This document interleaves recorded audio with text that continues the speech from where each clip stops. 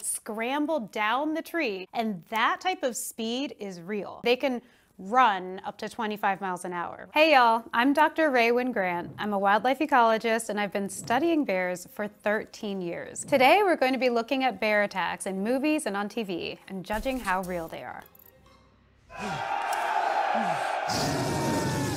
So already in this clip, I see the very cinematic trope of a giant brown bear standing up on its hind legs and roaring at a person. Honestly, in real life, bears are very quiet. They really don't do a lot of growling. They don't do a lot of roaring. But if there's a territory dispute, two big male alpha bears might actually stand up on their hind legs and roar at each other and fight.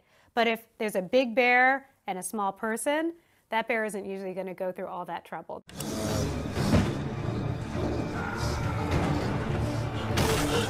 You saw that big swipe of the ground. That's something that brown bears and black bears do. In fact, I have experienced a bear do a bluff charge on me, and it is frightening and terrifying, but really they're just trying to freak you out so that you back up and walk away and they don't actually have to attack you.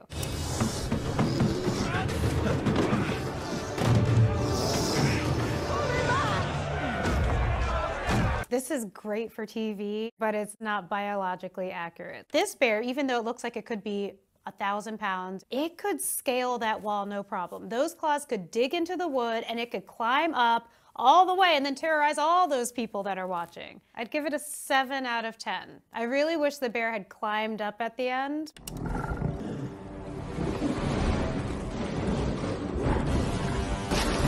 Let me make it clear, that is what you don't do. Even if it looks like you might be attacked by a bear, you never run.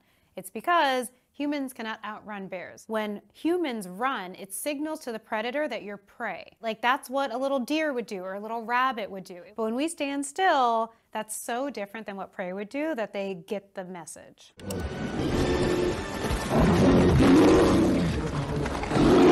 No way. Bears, as big and burly as they are, can also get into teeny tiny small spaces. I mean, I've seen bears squeeze themselves into anything they want. So again, if it wanted to hurt him, it would.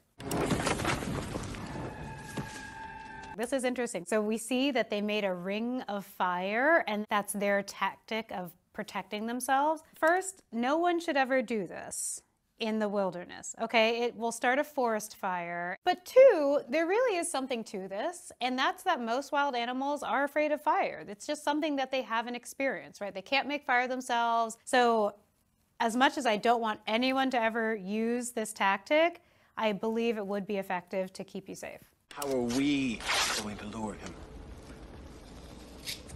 Blood! Did you see him? Blood! That's not gonna work. Okay, so bears are driven by hunger. Blood does not necessarily signal this is something to eat, right? A bear wants to smell something delicious. It wants to smell honey. It wants to smell rotting meat. I think they're getting this from the shark thing. Sharks are drawn to blood. It's not the same with bears. So this is actually something that we use in real life. If we want to lure a bear to something, maybe we set up a little trail cam and we want to get information on the individual bear, we'll put out what we call a scent rag. And so it looks just like that, like a little piece of cloth, and we'll put some kind of scent on it. We could literally use vanilla extract. They'll come right to that rag to see what it is. Right, run!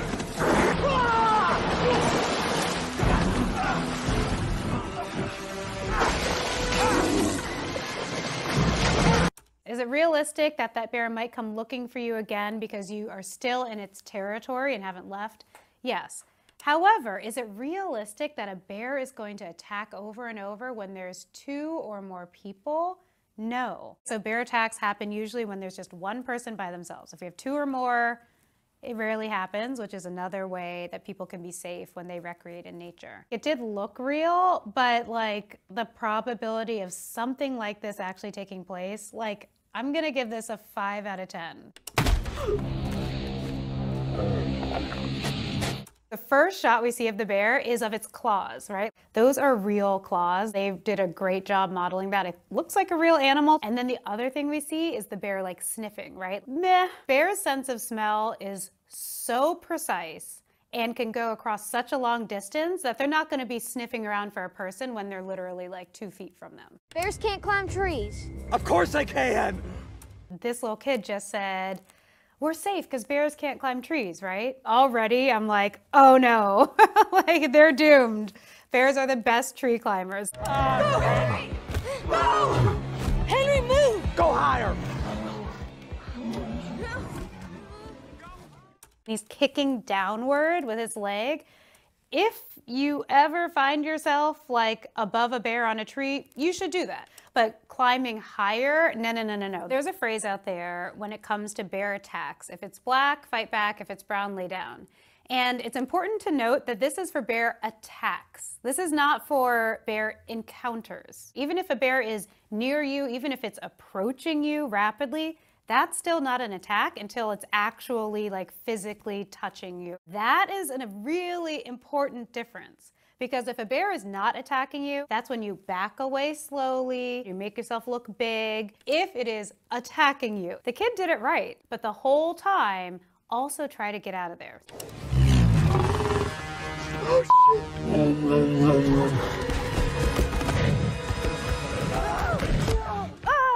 It scrambled down the tree, and that type of speed is real. So the bear like first slowly went up to get the boy. Of course they can do that, but the way it practically leapt onto the second tree and scaled it in a second, that's really when a bear wants something. I mean, they can run up to 25 miles an hour. Also, it should be said that like bears don't do drugs. It is totally like hypothetical what a bear would do if it was like on tons and tons of cocaine.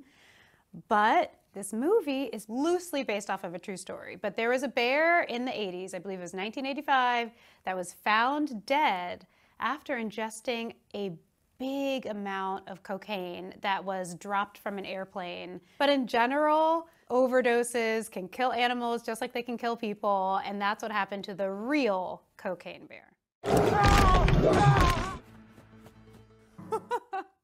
The only thing that I saw in this clip that wasn't so accurate is that they're really not that interested in attacking people, right? Especially black bears. Black bears are the least predatory of all the bear species. They mostly have a vegetarian diet. They love their fruit. They love their nuts. Another thing people should know is that bears do not eat people. Sometimes it's happened, like really, really rarely, but they do not prey on humans. If a bear is attacking someone, it's really because they perceive that person as a threat. I would give it like a 6 out of 10. I can't imagine a bear ever leaving one person to go attack another person for drugs.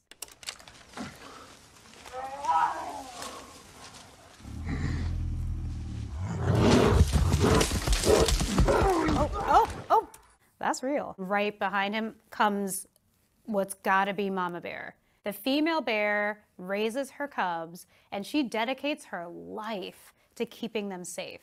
This guy was technically just standing there, but because he was between the bear and her cub, she sees that as a threat and she ran right through him. So we often tell people who are like recreating in the wilderness, do not physically come between a female bear and her cub. Even if you notice a bear cub on its own and you do not see the mama, get away from there immediately. You are in danger, okay? They lose their mind and they just attack.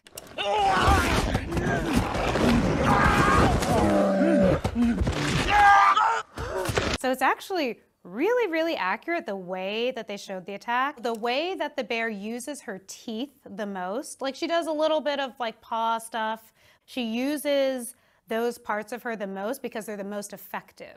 And again, she's not trying to like get a bite to eat, right? Like if she wanted to eat him, she would use her claws to tear him apart.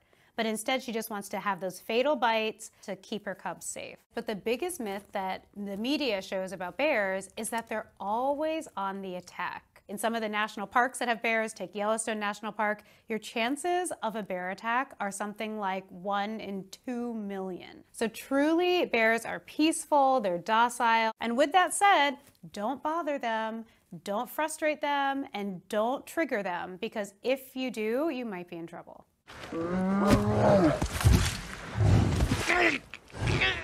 Like at this exact spot, I wish the character knew to play dead, because this is a brown bear, sometimes called grizzly bears. And with that species, it's really important to play dead, because if he just played dead right there, it's more likely that she would like nudge him a little bit more just to make sure and then walk away.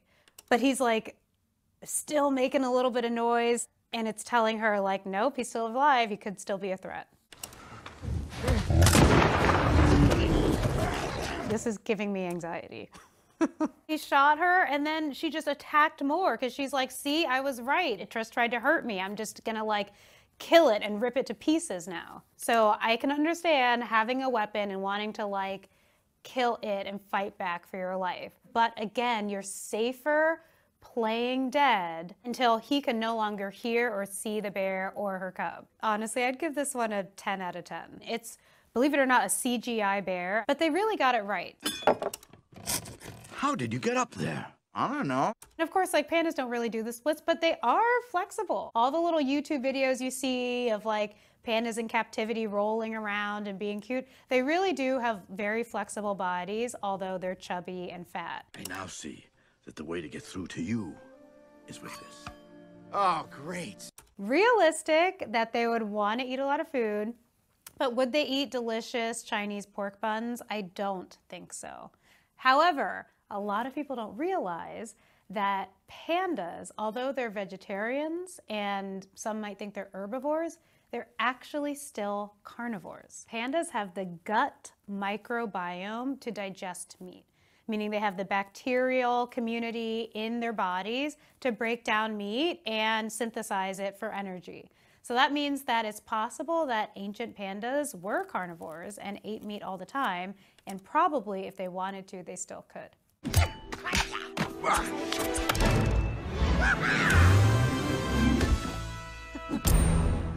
So, you know, this panda is learning martial arts, which is atypical for wild pandas. But believe it or not, pandas can fight. Pandas have claws and they have fangs, long fangs that could rip through tissue really easily. So they have the physical structure to be very, very aggressive and violent if they want to. I love this movie, but I have to give it a 1 out of 10.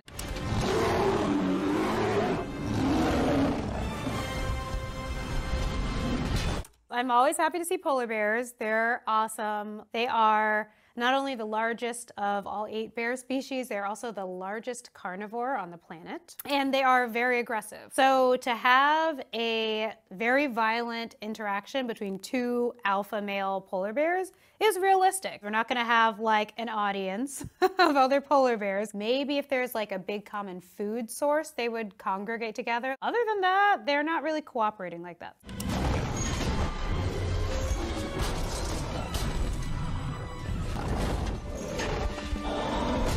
The other thing that we wouldn't really see in a polar bear fight is the running and slamming together. Usually when they're fighting, they approach each other slowly, they'll do all the bluff charges to each other, and then they'll get up on their hind legs and start fighting, but they won't kind of knock each other back and then run at each other together again. They don't eat people, they don't eat each other, but they're more likely to be extremely aggressive. Polar bears are what we call obligate carnivores, right? So that means they just want to hunt and kill and eat. And because of that, it impacts their behaviors. They often say, like, if it's white, good night. It means that if you are in an attack with a polar bear, it's not looking good. As well done as the art was, I would give it like a 2 out of 10. Bear fight! I think it goes without saying that this is like extremely exaggerated. The bear was like slapping back, And that was actually kind of realistic. In fact, like, it doesn't take a lot of energy for them to like slap you across the face. But punching a bear in the face is just a really great way to irritate them and to get them to really hurt you. Hey, Ron! I'm riding a furry tractor! You can't ride a bear. It's kind of worth explaining that over the years, bears have been used in like circuses and entertainment capacity. Don't train wild animals. There's a lot of ethics around this. Probably bear riding has been a thing. But these days, you're not really going to find it anywhere. I would give it, again, like a 3 out of 10. Oh! That's something that every camper is worried about. If they're camping in a place where bears could be, bears will smell something good in your tent and will come looking for it. So it looks like she just uncapped her bear spray. Really glad to see that. Bear spray is something that I have on me at all times whenever I'm in the wilderness. It can save your life.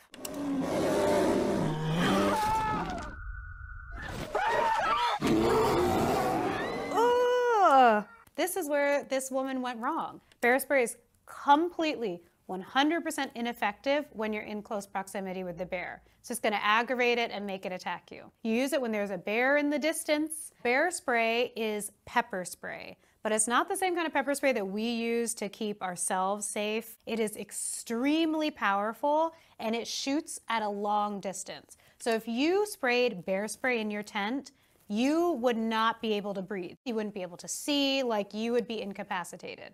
You have to do it in the open and then you have to get yourself out of there. So what they should have done is at the beginning of the clip, unzip the tent, spray the bear spray, zip it back up and wait a few minutes and see what happens. That one was intense. It would have to have so many interactions with humans that it learns a behavior to become a killer, like a deliberate predator of humans. Also, the bear spray situation could have saved them way before the attack actually happened. I wish they had just deployed the bear spray the right way. I wanted to give it like a 9 out of 10 because I was like, camping, black bear, fear, like that all makes sense. But then in terms of how aggressive and how like murderous that bear was, I want to give it like a 4 out of 10.